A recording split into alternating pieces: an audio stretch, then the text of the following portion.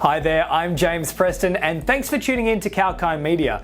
And before we take a closer look at the impact of the iron ore price boom, please make sure to subscribe to the channel and press the bell icon to be notified of the latest videos on Kalkine. The prices of iron ore have almost doubled in the last year on account of strong economic growth globally.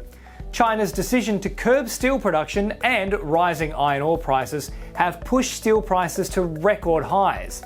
Iron ore prices soared past $200 on Tuesday, driven by reports that China's largest steelmaking province, Tangshan, is planning to ease requirements for production cuts at its mills in the second half of 2021.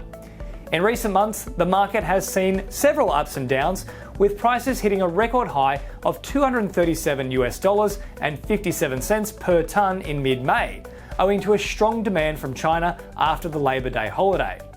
The base metal is mined in around 50 countries. Australia is the leading exporter of the metal, which is used in almost every industry. A robust global economic recovery is the primary driver for its demand and supply. With growing economic activities, the demand for steel and construction also increases, which in turn increases the prices. China is the leading consumer of iron ore in the world. The increase in demand for iron ore in China has subsequently skyrocketed the price of the commodity to record highs, and it provides some indication of the country's growing economic strength. But it's not just iron ore prices that are surging. Steel is also seeing incredible gains. Strong demand and higher iron ore prices, coupled with China's production curbs, have fueled the surge in domestic steel prices. Notably, the top steel producing country had imposed limits on production in March this year to lower the country's carbon emissions. Though steel prices in China started soaring at the beginning of the year, the rally gained momentum in May after an abrupt surge in demand post the Labor Day holiday. Last month, the producers started to replenish steel stocks. The rebar prices increased to 6,000 Chinese yuan per tonne in May, reflecting an increase of around 600 yuan per tonne from the end of April. Globally, steel prices were hovering near all-time high levels due to a steep rise in iron ore prices and strong demand from the US, China, India, Europe, and other developing economies.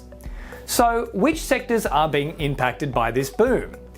The construction and automotive sectors are the main consumers of steel. Both industries were hit hard by the coronavirus-led supply chain disruptions. With skyrocketing steel prices, they're likely to brace for another hit. The prices of vehicles and construction goods are bound to be affected by soaring steel prices, as steel is the primary raw material for these industries. As the construction cost has increased by 3 to 5%, profit margins of real estate developers have also gone down. Leading automakers across the globe, including Nissan Motors, Toyota, Maruti Suzuki, Volvo and MG Motors, have announced plans to increase the prices of their vehicles this year, and it's likely that other major production houses will follow suit. If you've enjoyed the information in this video, then make sure to like, share and comment on the video, and of course, subscribe to the channel and press the bell icon to be notified of the latest videos from Kalkine. For more information and regular updates, make sure to head across to the website kalkinemedia.com.au. I'm James Preston for Kalkine Media.